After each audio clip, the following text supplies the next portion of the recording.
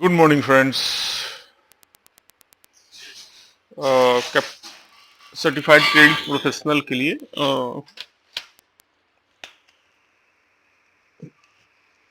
हम लोग स्टार्ट किए हैं। ये नॉन फंड बेस्ड लिमिट क्या होती है और डॉक्यूमेंट उसके क्या होते हैं, कौन कौन से डॉक्यूमेंट होते हैं या कौन कौन सा प्रोडक्ट होता है। प्रोडक्ट, ठीक है, वो उसको देखते हैं जरा।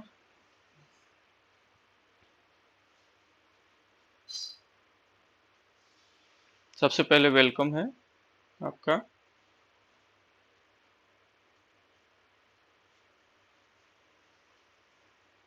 देखिए ऑब्जेक्टिव क्या है। सबसे पहला ऑब्जेक्टिव क्या है, डेफिनेशन ऑफ डॉक्यूमेंट्री क्रेडिट क्या है। इसमें हम लोग पढ़ेंगे डॉक्यूमेंट्री क्रेडिट का डेफिनेशन, डॉक्यूमेंट्री क्रेडिट, ठीक है। प्लेयर कौन कौन से होते हैं डॉक्यूमेंट्री क्रेडिट में, मोस्टली एलसी आता है, लेटर ऑफ क्रेडिट जिसे बोलते हैं। एस्टेब्लिशमेंट कैसे होता है एलसी का, निगोशिएशन कौन करता है, टाइप्स ऑफ डॉक्यूमेंट्री क्रेडिट के कितने होते हैं, बेसिक डॉक्यूमेंट क्या होता है अंडर इंटरनेशनल ट्रेड में, ठीक है, as per the rules of ICC, ठीक है। Roles and responsibility of parties क्या होती है, एंड इंपॉर्टेंट इंडिकेटर क्या होते हैं, ठीक है, for handling of credit documents.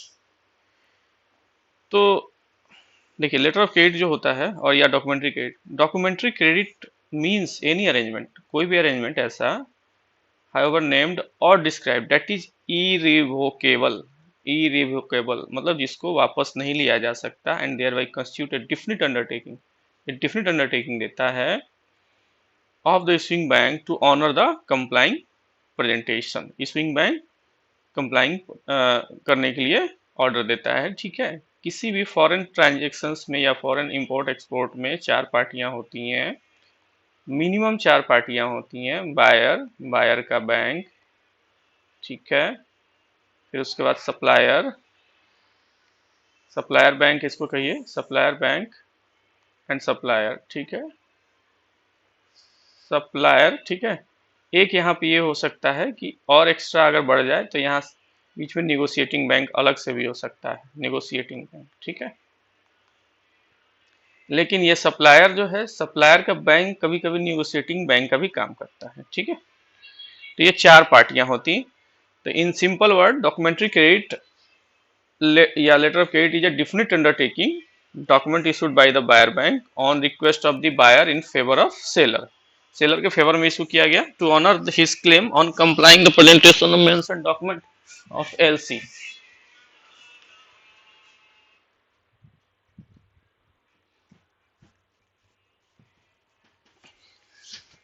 ठीक है।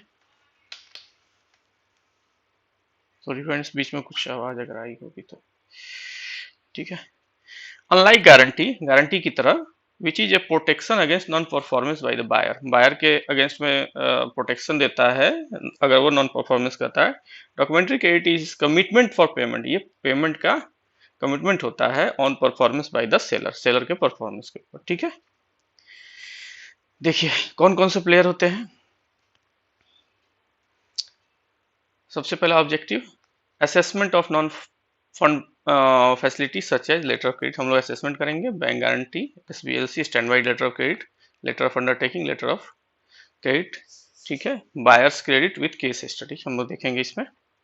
चलिए नॉन फंड फैसिलिटी जो है वो क्या होती है, कंटिजेंट लाइबिलिटी में आती है, ठीक है। ये मे नॉट भी ऑनर हो सकती है या ऑनर हो सकती है, टाइम के हिसाब से अप्लाई होती है, इसलिए क्या है ये हमेशा कंटिजेंट लाइबिलिटी में आती है और बैलेंस शीट के फुट नोट में ये मेंशन होता है, ठीक है। ए कंटिजेंट लाइबिलिटी क्या है, contingent liability is possible obligation, contingent liability is possible obligation that may arise in future depending upon occurrence or non occurrence of one or more uncertain events, किसी भी अनसर्टेन इवेंट्स के आने या ना आने के ऊपर कंटिजेंट लाइबिलिटी अक्रू हो सकती है, ठीक है। Since these are potential liability which may और may not be become an actual liability, देखिए क्या है, पोटेंशियल लाइबिलिटी है, जरूरी नहीं कि वो एकदम आ ही जाए, ठीक है। मे और may not be become an actual liability depending upon the occurrence of future event, it is shown in the footnote of balance sheet, ठीक है। This is termed at off balance sheet item, इसे off balance sheet exposure भी बोलते हैं। और balance sheet exposure बोलते हैं। But banks have to provide risk weight against this exposure, इसके अगेंस्ट भी बैंक को रिस्क वेट प्रोवाइड करना पड़ता है। And maintain a minimum capital adequacy against such exposure, जैसे हम लोग भी करते हैं ना, सब में क्या स्टैंडर्ड एसेट है, सब स्टैंडर्ड है, डाउटफुल है, लॉस है, बैंक को उसमें सारे में प्रोविजन करना पड़ता है, इवन स्टैंडर्ड में, उसी तरह से इसमें भी प्रोविजन करना पड़ता है, कैपिटल एडिक्वेसी मेंटेन करनी पड़ती है। The inherent risk in non risk based business are same as attach to the fund based credit business, ठीक है। This is because of credit facility immediately crystallise into the fund based. अगर मान लीजिए counter party default कर गया तो क्या है, नॉन फंड को हम लोग तुरंत एकदम क्रिस्टलाइज करते हैं, क्रिस्टलाइज करके क्या है उसको फंड बेट में कन्वर्ट करके जो पेमेंट है सेलर को देते हैं, ठीक है। अनलाइक बीजी है, बीजी में क्या होता है, बीजी में अगर परफॉर्मेंस पार्टी नहीं किया तो जो बेनिफिशियरी है वो क्लेम करता है किसको, बीजी इशूइंग बैंक को, कि भैया इसको जो है इन्वोक करके आप हमें इसका पेमेंट करें, ठीक है। तो वो क्या होता है, बीजी को अगेंस्ट में तुरंत हमारा जो है कैपिटल हमको क्या करना पड़ता है, उसका वर्किंग कैपिटल या जो भी है वर्किंग कैपिटल टर्म लोन खड़ा करना पड़ता है और इमीडिएट पेमेंट करना पड़ता है। Object of balance sheet items कौन कौन होते हैं, the risk weight amount of an off balance sheet item that gives risk rise to credit exposure is generally calculated by means of two steps। दो steps में हमको calculate करते हैं। पहला, a notional amount of the transaction is converted into the credit equivalent amount, ठीक है। एक notional amount जो होता है ट्रांजेक्शन का वो कन्वर्ट किया जाता है किसमें, क्रेडिट इक्विवेलेंट अमाउंट में, by multiplying amount of the specified credit conversion factor CCF, ठीक है। क्रेडिट एक्सपोजर इनटू सीसीएफ को मल्टीप्लाई करेंगे तो हमारा ऑफ बैलेंस शीट का क्या होगा, रिस्क वेट अमाउंट निकल जाएगा, ठीक है। दूसरा होता है the resulting credit equivalent amount, जो रिजल्टिंग होता है credit equivalent amount multiplied by risk weight, ठीक है। रिस्क वेट से to the counter party or to the purpose for which bank has extend finance or type of assets whichever is higher, दोनों में से जो भी higher होगा, ठीक है, वो क्या होगा, हम लोग रिस्क वेट उसका जो है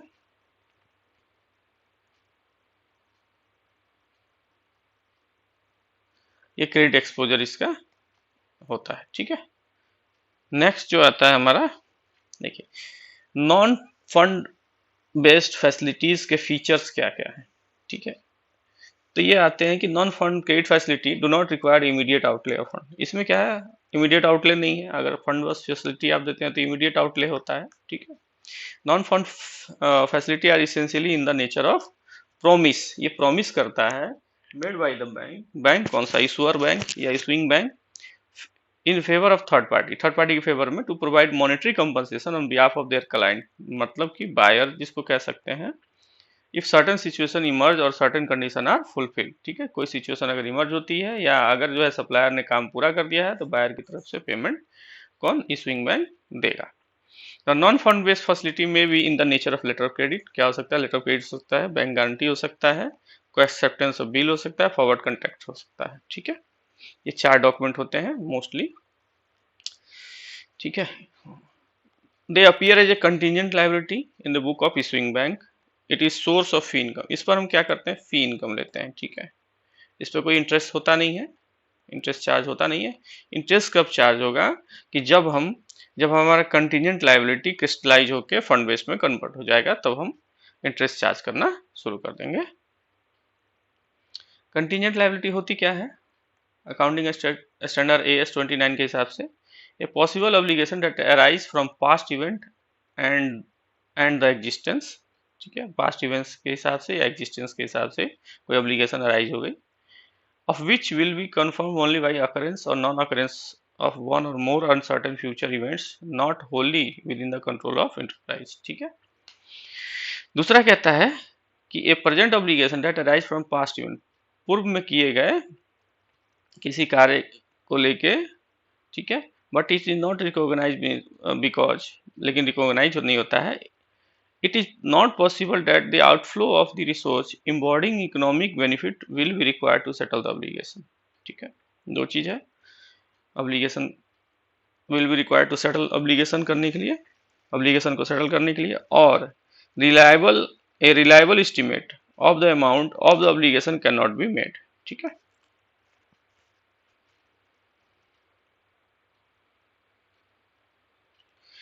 देखिए advantage of non fund based facility क्या हो सकता है।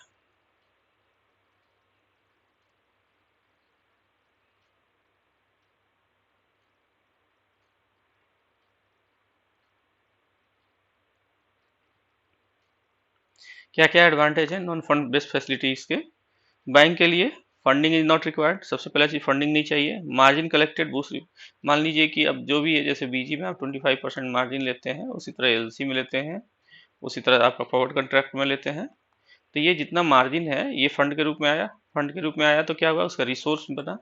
ठीक है, पहले लाइबिलिटी साइड में खड़ी हुई, बट उसका इससे जो है इस लाइबिलिटी को यूज करते हुए वो अपनी एसेट्स भी बढ़ा सकता है।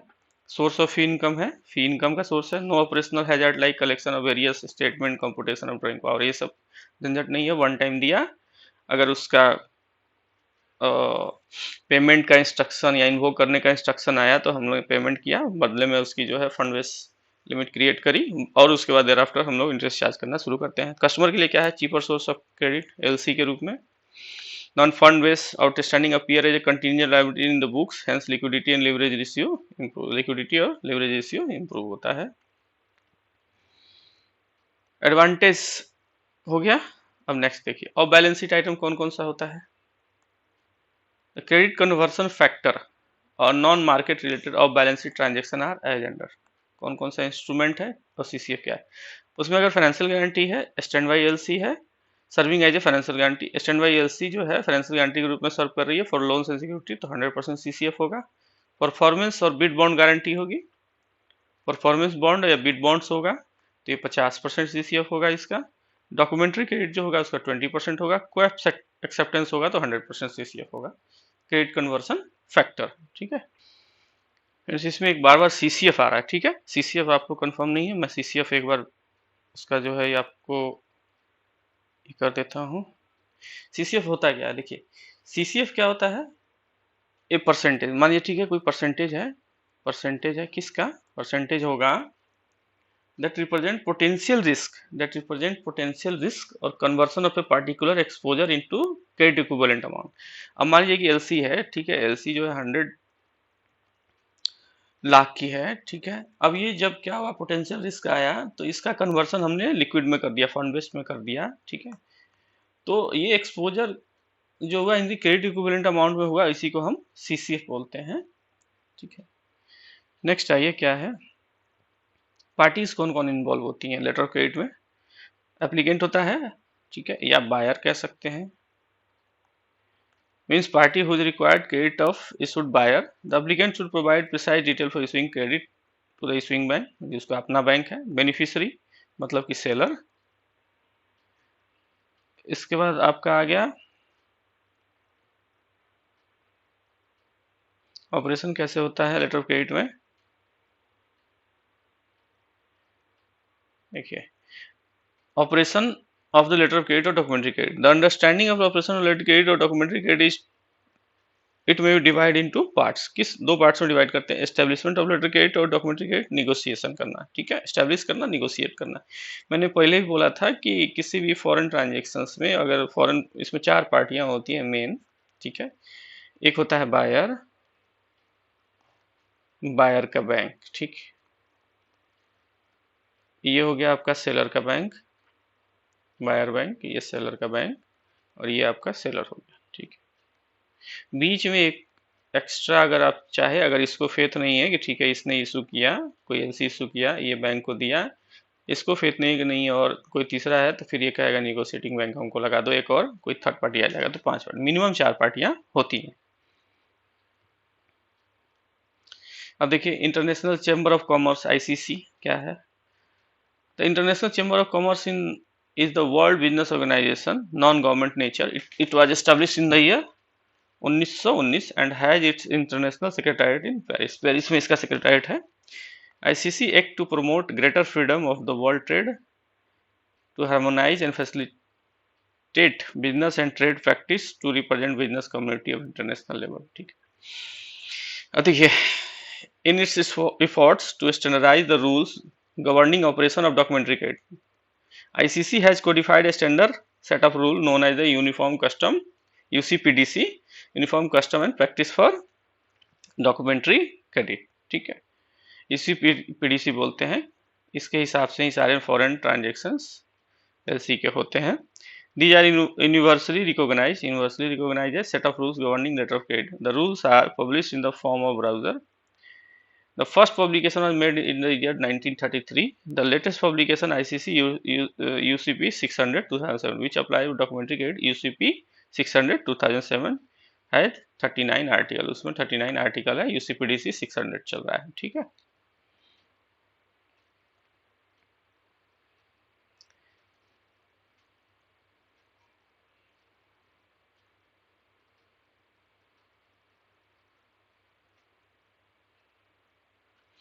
देखिए बेसिक डॉक्यूमेंट क्या क्या है इंटरनेशनल ट्रेड के लिए। In any trade document are use to record a return evidence or having carried out a transaction, किसी भी ट्रांजेक्शन को कैरी करने के लिए। International trade is no exception. In fact, it call for exclusion more document than local trade. Document are required to satisfy two basic things. किसका पहला, operational या commercial requirement. Document used or executed to satisfy normal commercial requirement of a parties to the transaction. अब इसमें क्या क्या होगा, जो operational requirement है उसके लिए कौन कौन सा डॉक्यूमेंट चाहिए। सबसे पहले कमर्शियल डॉक्यूमेंट, इसमें आ गया financial document, commercial document, transport document, risk covering document. ठीक है, रेगुलेटरी में क्या आ गया, डॉक्यूमेंट यूज्ड और executed to satisfy statutory requirement or requirement of any trade and other regulatory authority। तो रेगुलेटरी डॉक्यूमेंट्स में क्या क्या आ गया, export declaration forms, export certificate. Commercial document में आ गया फाइनेंशियल डॉक्यूमेंट, कमर्शियल डॉक्यूमेंट्स,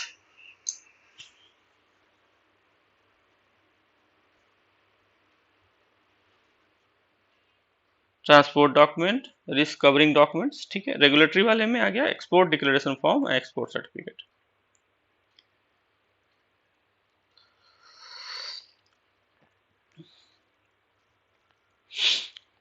तो कमर्शियल डॉक्यूमेंट्स क्या क्या होते हैं वो देखते हैं।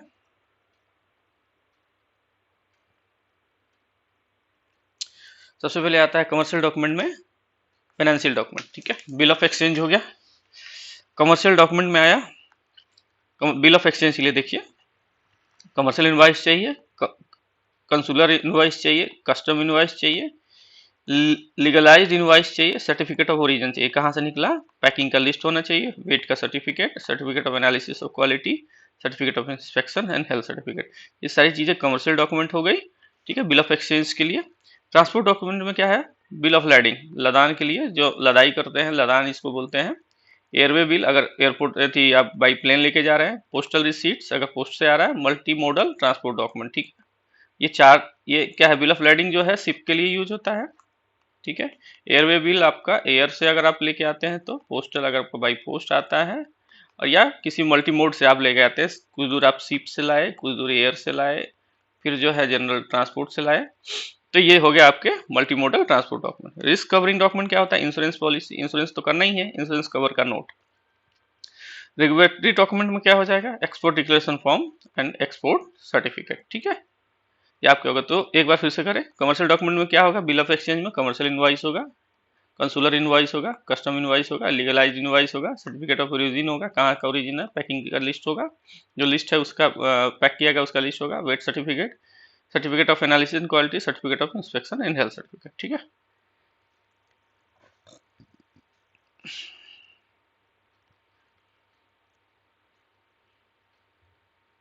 देखिए एलसी कैसे काम करता है, LC mechanism and role of partners under documentary credit, LC. ठीक है, at different stage. Stage one क्या होता है, contract is executed between buyer and seller. मानिए कोई बायर है, इंडिया का बायर है, और यूएस का सेलर है। ठीक है, seller request for documentary credit from buyer. ठीक है, सेलर ने कहा कि ठीक हम आपको सामान तो भेजेंगे, बट हम आपको फेथ नहीं है, तो हमें आप डॉक्यूमेंट्री क्रेडिट या एलसी दे दो। ठीक, बायर ने किससे कॉन्ट्रैक्ट किया, एक्सपोर्टर से।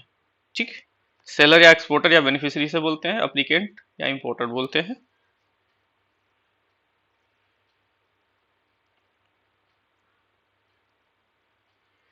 देखिए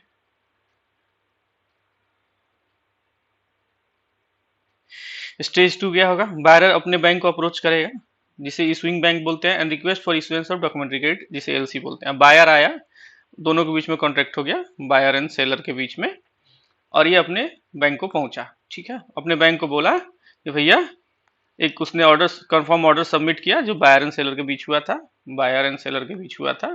ठीक है, attested and signed by overseas seller, email fax any communication buyer seller agreement contract, LC application form दिया, एलसी एग्रीमेंट फॉर्म दिया, fund flow statement and remittance of fund दिया, LC amendment already issued LC दिया, या अगर कोई issue already issued है, request letter for hedging of payment of LC by forward contact if buyer request. ठीक है, ये अपने बैंक को इतना डॉक्यूमेंट इसने प्लेस किया कि हमें जो है हमारे और सेलर के बीच में कॉन्ट्रैक्ट हो गया है कुछ माल इंपोर्ट करने के लिए, ये बायर बोलेगा।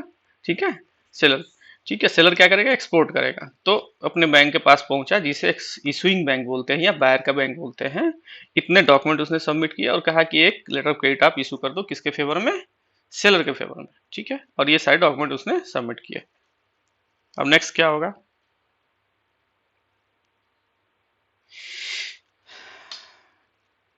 इशूइंग बैंक क्या करेगा। ठीक है, role of issuing bank, customer का केवाईसी लेगा, अगर एकदम फ्रेश है तो, नया अगर फ्रेश कस्टमर कोई गया तो। ठीक है, अगर पुराना है तो उसके पास सभी होंगे। Request for IC code of customer, IC code लेगा।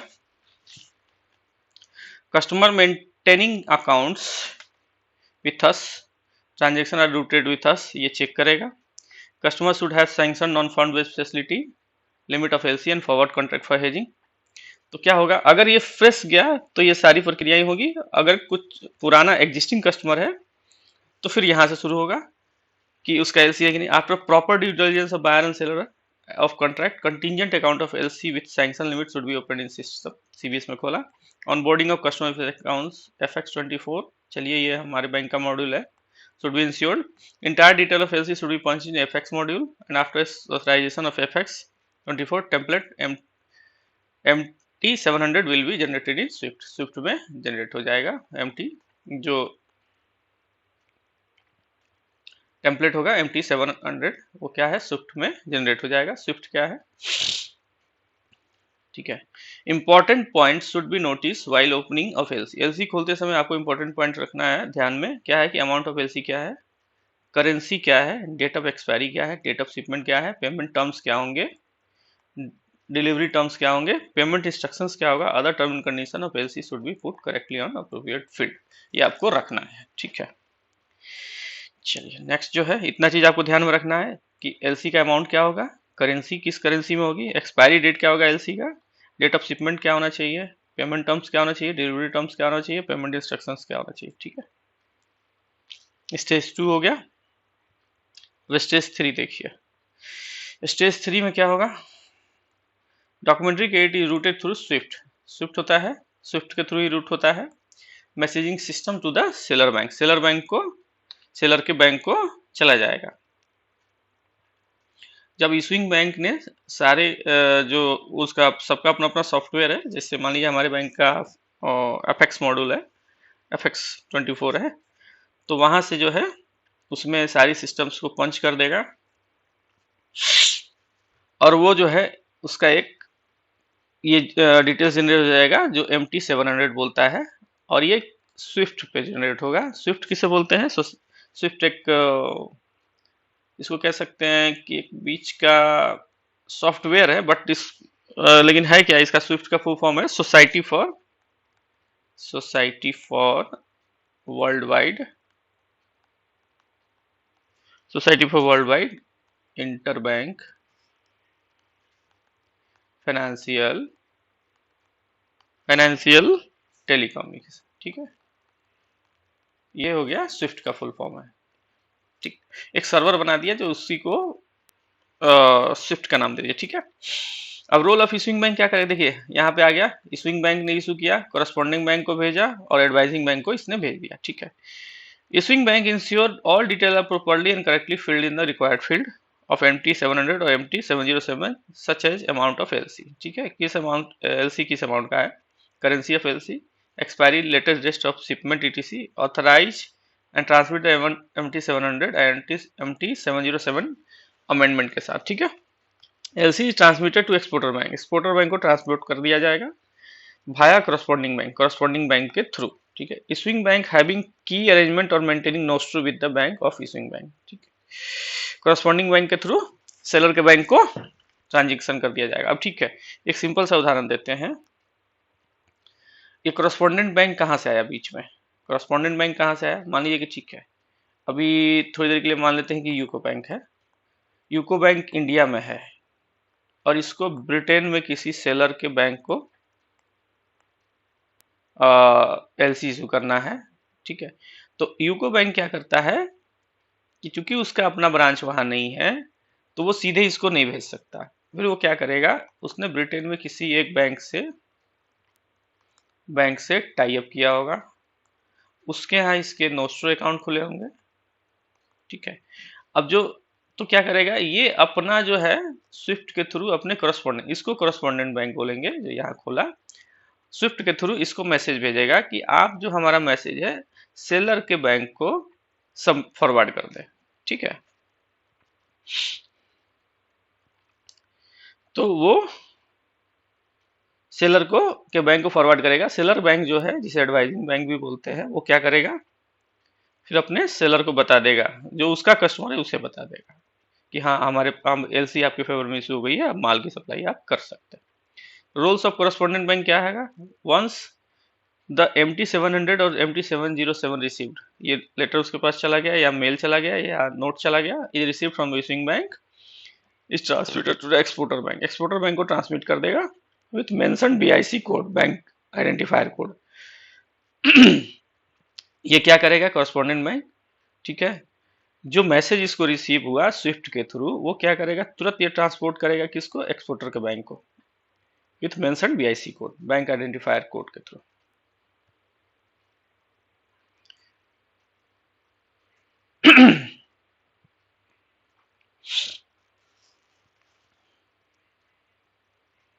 देखिए, अब एडवाइजिंग बैंक का क्या रोल है यहाँ पे, स्टेट 3, ये हो गया इशूइंग बैंक, ये करस्पॉन्डिंग बैंक और एडवाइजिंग बैंक। इशूइंग बैंक ने अपने करस्पॉन्डिंग बैंक को भेजा, करस्पॉन्डिंग बैंक ने मैसेज जो है ट्रांसमिट किया किसके साथ, BIC कोड के साथ, बैंक आइडेंटिफायर कोड के साथ, सेलर के बैंक को।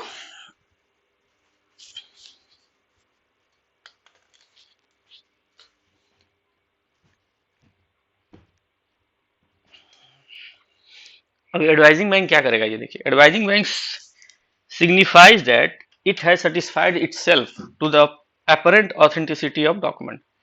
प्राइमा फेसी वो देखेगा, apparently देखेगा कि वो सेटिस्फाई हो रहा है कि नहीं। Advising bank signify that it has satisfy, वो सेटिस्फाई हो गया इटसेल्फ अपने आप में, as to apparent authenticity of the documentary credit LC or amendment that has advise accurately reflect the term and condition of the documentary credit or amendment received. ठीक है, अगर खुद से सेटिस्फाई हो गया। Advising bank advise the documentary credit to the exporter, exporter को advice कर देगा। ये एडवाइजिंग बैंक जो है सेलर का बैंक होता है। ठीक है, ये खुद से अगर सेटिस्फाई हो गया कि इशूइंग बैंक ने जो एलसी इशू किया, जो हमें करस्पॉन्डिंग बैंक के थ्रू मिला आफ्टर प्रॉपर BIC कोड, सब कुछ सही है, तो वो फिर वो एक्सपोर्टर को इन्फॉर्म कर देगा कि ठीक है आपकी एलसी जो है मिल गई है, आप जो है आपके बायर को आप जो है अपना माल सप्लाई करिए। ठीक है, स्टेज 4 क्या होगा? स्टेज 4 जो है इसमें कहता है कि documentary credit is advise to seller exporter, इसको सेलर या एक्सपोर्टर को, seller start preparation for shipment of goods, जैसे उसको एडवाइस हुआ सेलर ने जो है सामान भेजने के लिए तैयारी कर दी, and prepare document under LC. ठीक है, the document are to be submitted to negotiating bank, negotiating bank को सबमिट करना है। ठीक, अब यहाँ देखिए, advising bank advice LC and amendment. ठीक है, ये एक्सपोर्टर हो गया, एक्सपोर्टर ने उसको दिया, अब यहाँ से ये शिपमेंट चालू हो गई। रोल ऑफ एक्सपोर्टर क्या होगा? Exporter after receiving documentary credit LC from the advising bank verifies with the original contract, contract से वेरीफाई किया ओरिजिनल से, at certain date purpose of LC that is payment is insured. ठीक है, कि payment 100% हो जाएगा। Exporter one satisfies start preparation of shipment, वो shipment की तैयारी करने लगता है। This is stage when exporter may ask the bank for extending the pre shipment. ठीक है, एक्सटेंड करने के लिए, प्री शिपमेंट को एक्सटेंड करने के लिए, दस advising bank which can be exporter bank में बिकम नेगोशिएटिंग, तब यहाँ क्या हो जाएगा, ये नेगोशिएटिंग बैंक हो जाएगा। ठीक है, negotiating bank. Exporter after shipment of goods prepare the document under documentary credit. The document prepared under documentary credit are invoice, packing list, bill of exchange, transport document, insurance document and any other document mentioned in documentary credit. Minimum जो prima facie document है, prime document जो है वो क्या होगा, invoice होगा, packing का list होगा, बिल ऑफ एक्सचेंज होगा, ट्रांसपोर्ट डॉक्यूमेंट होगा, इंश्योरेंस डॉक्यूमेंट होगा और कोई अदर डॉक्यूमेंट अगर टर्म एंड कंडीशन में मेंशन किया होगा। The exporter submit to set of document to the advising bank या निगोशिएटिंग बैंक। ठीक है, निगोशिएटिंग या एडवाइजिंग बैंक को दो सेट ऑफ डॉक्यूमेंट प्रेजेंट करेगा।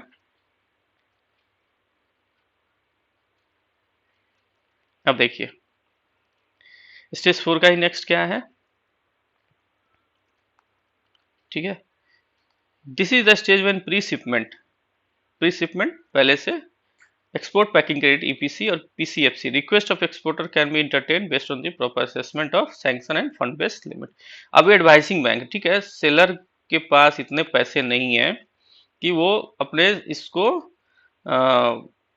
कॉन्ट्रैक्ट को फुलफिल कर पाए, तो वो क्या करेगा, अपने एडवाइजिंग बैंक से बोलेगा भैया मुझे EPC export packing credit sanction कर दो या पैकिंग क्रेडिट सैंक्शन कर दो। ठीक है, तो जो एडवाइजिंग बैंक है या निगोशिएटिंग बैंक जिसका है वो क्या करेगा, फंड बेस्ड लिमिट जो है एक्सपोर्टर को सैंक्शन करेगा प्री शिपमेंट और पोस्ट शिपमेंट के रूप में। Exporter after shipment can submit the document, bank verifies document are as per documentary credit or not and one satisfied can negotiate the document, negotiate करेगा under post shipment finance and adjust the pre shipment finance. लदान से पहले, सामान के निकलने से पहले वो प्री शिपमेंट होता है और जो बिल सबमिट होता है उसके बाद जो उसका निगोशिएशन हो जाता है तो पोस्ट शिपमेंट के रूप में कन्वर्ट हो जाता है। ठीक है, पोस्ट शिपमेंट से प्री शिपमेंट को एडजस्ट कर दिया जाता है फाइनेंस को। Negotiating advising bank forward one set of original set of document to the issuing bank by first class courier that is DHL. DHL के थ्रू वो क्या करेगा, इशूइंग बैंक को दे देगा।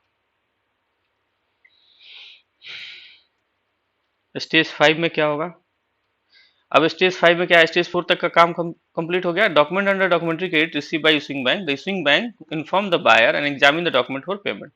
अब जैसे इशूइंग बैंक को जो है डॉक्यूमेंट जो है निगोशिएटिंग बैंक या एडवाइजिंग बैंक के थ्रू मिल गया, डीएचएल के थ्रू या फर्स्ट कुरियर के थ्रू, तो क्या करेगा, तुरंत उस डॉक्यूमेंट को जो है इंपोर्टर या बायर को फॉरवर्ड करेगा एग्जामिन करने के लिए, एग्जामिन एंड इन्फॉर्म करेगा बायर को और एग्जामिन करेगा पेमेंट के लिए। ठीक है, after receiving the document issuing bank immediately inform buyer को इन्फॉर्म करेगा। Issuing bank examine the document presented under the LC के अंदर जो डॉक्यूमेंट प्रेजेंट किया उसको एग्जामिन करेगा विद इन कितने दिन में, 5 वर्किंग डेज। याद रखिएगा 5 वर्किंग डेज में उसको एग्जामिन करना होगा। Following the day of receive the document, जिस दिन रिसीव हुआ उसके अगले दिन। And if it observe discrepancy in document, अगर कोई डिस्क्रिपेंसी पाई जाती है, इट में रिफ्यूज रिम्बर्समेंट, वो चाहे तो उसको रिम्बर्समेंट रिफ्यूज करे। If the document are in order then issuing bank has to honour the payment as per the payment terms DP and DA. In payment terms can document against payment DP, first buyer account will be debited, ठीक है, buyer का account debit होगा and then transport document endorsed on the back side in the favor of buyer will be released, ठीक है। and if the document are against acceptance DA होगा, अगर DP होगा तो पहले क्या होगा, buyer का account debit होगा, then transport का document जो होगा endorsement के साथ बैक साइड में बायर के फेवर में रिलीज होगा। लेकिन अगर वो डीए होगा, अगेंस्ट एक्सेप्टेंस होगा, then after getting acceptance letter mentioning the acceptance of document with discrepancy if any and acceptance of making payment of amount on due as per the bill of exchange, the transport document after endorsing release by delivery of goods के delivery के बाद ही वो release किया जाएगा। ठीक है, DP के case में क्या होगा, सीधा बायर का पहले अकाउंट डेबिट होगा, इंडोर्स होगा, और जो ट्रांसपोर्ट डॉक्यूमेंट है इंडोर्स करके बायर को रिलीज कर दिया जाएगा।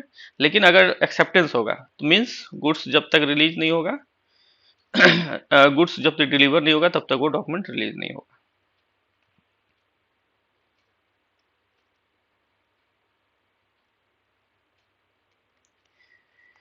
After getting information buyer or important document, buyer should also examine the document ensuring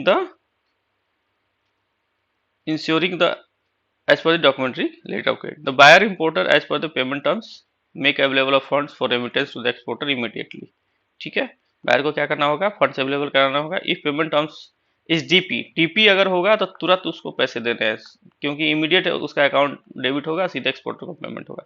but अगर एक्सेप्टेंस होगा, डीए होगा, ठीक है, पेमेंट टर्म्स इज एक्सेप्टेंस, तो क्या होगा, जब उसका बिल का गुड्स का सप्लाई हो जाएगा, गुड्स जब डिलीवर हो जाएगा तब उसके बाद उसको ये करना होगा।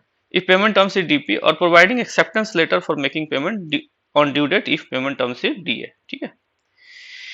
Issuing bank after payment of acceptance letter will release a transport document with endorsement on backside of transport document in the favor of buyer, ठीक है। Buyer after taking endorsed transport document from issuing bank can approach the port for taking delivery of goods। ये किस case में आएगा? DP के case में। DP के case में क्या आएगा? सीधा पहले फंड रिलीज हुआ, फंड रिलीज होने के बाद क्या हुआ? फंड डेबिट हुआ पार्टी का, एक्सपोर्टर को पेमेंट हुआ, उसके बाद ट्रांसपोर्ट डॉक्यूमेंट इंडोर्स करके सीधा बायर को दिया, बायर जो है ले जाके आपको जो है पोर्ट पर दिया डिलीवरी का, गुड्स की डिलीवरी लेने के लिए। स्टेज 6 में क्या है? देखिए स्टेज 6 जो है, fund against documentary letter of credit is remitted by issuing bank to the exporter bank. Issuing bank जो है एक्सपोर्टर बैंक के फेवर में करेगा, किसके थ्रू? कोरस्पॉन्डिंग बैंक के थ्रू, ठीक है। The issuing bank as per the payment terms, issuing bank remit the fund to the negotiating bank through corresponding bank. इसके थ्रू नेगोशिएटिंग बैंक या एडवाइजिंग बैंक को रेमिट करेगा, whether fund through corresponding bank, whether fund available in the buyer account or not, as the trade is under LC, ठीक है।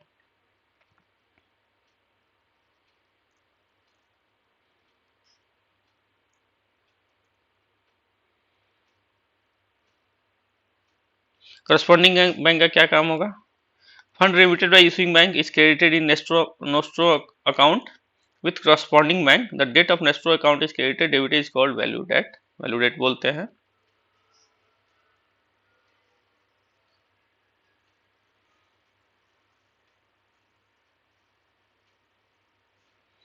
Advising bank का क्या काम होगा? Once the funds are credited in nostro account on certain value date of negotiating bank, fetch the credit and either adjust the post shipment finance or convert it to the INR and credit party account, ठीक है।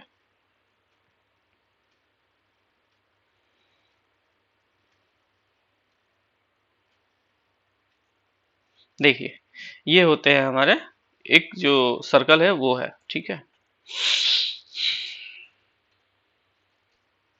देखिए buyer और seller दो हैं, इन दोनों के बीच में contract होता है।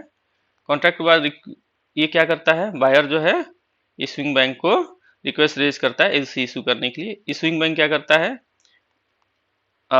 स्विफ्ट में जो है मैसेज थ्रो करता है MT700 या 707 किसको? करस्पॉन्डिंग बैंक, जहां उसका नोस्ट्रो अकाउंट होता है, एलसी ट्रांसमिट होता है। और फिर ये क्या होता है? एडवाइजिंग बैंक को करस्पॉन्डिंग बैंक बताता है कि ठीक है आपके इस पे फेवर में जो है सप्लाई सेलर के फेवर में एलसी आ गई है। तो वो क्या करता है? इस एलसी को एडवाइस करता है बेनिफिशियरी को, यानी कि सेलर को, भैया आप जो है गुड्स की सप्लाई करो, ठीक है। ये हमारा चक्र है। जब सप्लाई हो जाएगा गुड्स तो फिर सेलर क्या करेगा? अपने एडवाइजिंग बैंक को पेमेंट इसके लिए देगा, टोटल डॉक्यूमेंट देगा। डॉक्यूमेंट फिर जो है करस्पॉन्डिंग बैंक होते हुए इशूइंग बैंक को आएंगे या सीधा इशूइंग बैंक को आएंगे, ठीक है। इशूइंग बैंक उसकी स्क्रूटनी करेगा, पेमेंट इमीडिएटली इसको रिलीज करेगा। अगर ये क्या होगा? डीपी होगा तो, अगर डीए में होगा, एक्सेप्टेंस पे होगा तो गुड्स की डिलीवरी के बाद पेमेंट इसको रिलीज की जाएगी। देखिए यहाँ पे एक फॉर्मूला है, इसको जरा सा आप वीडियो को स्लो करके देखिएगा। एक्चुअली ये बनाया है हमने थोड़ा सा।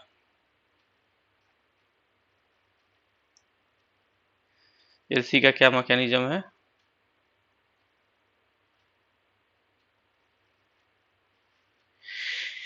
देखिए applicant, buyer, importer.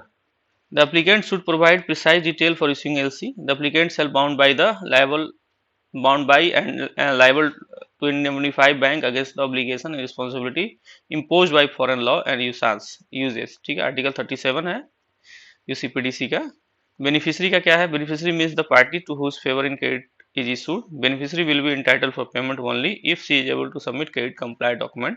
The beneficiary can no case avail itself of contractual relationship existing between bank or between the applicant and the issuing bank, ठीक है। आर्टिकल 4 है। issuing bank का क्या काम है? An issuing bank undertake to reimburse the nominated bank that has honored or negotiated a complying presentation and forward document to the issuing bank. It should examine the document within 5 days. 5 दिन में उसको examine करना है।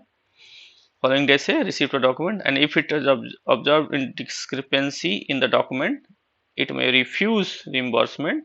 ये क्या कहता है, किस आर्टिकल में है, 7, 8, 14, 15 एंड 16।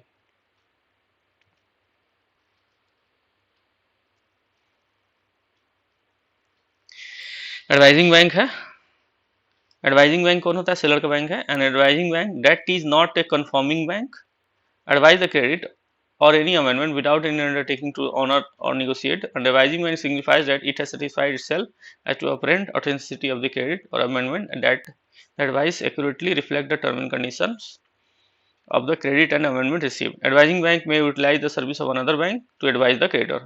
चाहे तो दूसरे बैंक की सर्विस ले सकता है, आर्टिकल 9 में है। नेगोशिएटिंग बैंक हो गया, may be in the bank of the beneficiary of credit which pay the value against the set of document drawn under the credit. Issuing bank will reimburse the nominating bank if it had negotiated document as per the letter of credit. Article 678.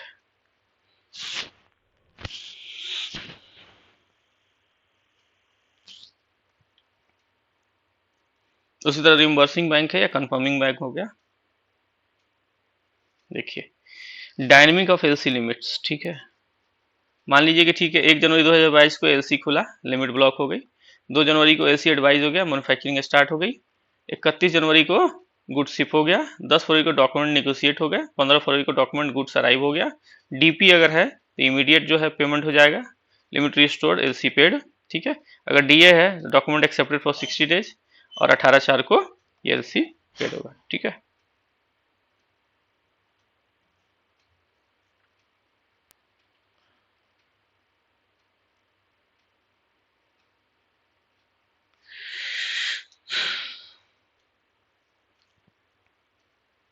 ये उदाहरण है, एक बार इसमें जरा देखना, देख लीजिए assessment कैसे करते हैं। देखिए असेसमेंट ऑफ एलसी कैसी होती है, calculation of LC limits must factor in lead time, manufacturing and shipping time plus transit period plus of goods to registration plus usance period. अगर यूजांस कुछ दिया हुआ है तो impact of non-fund based limit and fund based limit. Does granted of LC limit to borrower has any impact on the CC limit availed by the borrower? ठीक है, ये इसको थोड़ा सा बाद में करेंगे। अभी क्वेश्चन जो है 42 मिनट हो गया है, ये वाला पढ़ेंगे इम्पैक्ट क्या होगा। आने वाला जो नेक्स्ट वीडियो है उसमें देखते हैं impact on non fund based limit, on fund based limit पर क्या इम्पैक्ट पड़ेगा। ठीक है फ्रेंड्स, इसको आज यहीं पे चैप्टर को स्टॉप कहें या हाँ स्टॉप ही करते हैं, ठीक है, करते हैं। फिर नेक्स्ट वीडियो में हम जो है आगे पढ़ेंगे, देखेंगे। तब तक आपको अगर हमारा चैनल अच्छा लग रहा हो तो लाइक करिए, प्लीज़ शेयर करिए, सब्सक्राइब करिए, ठीक है। Thank you.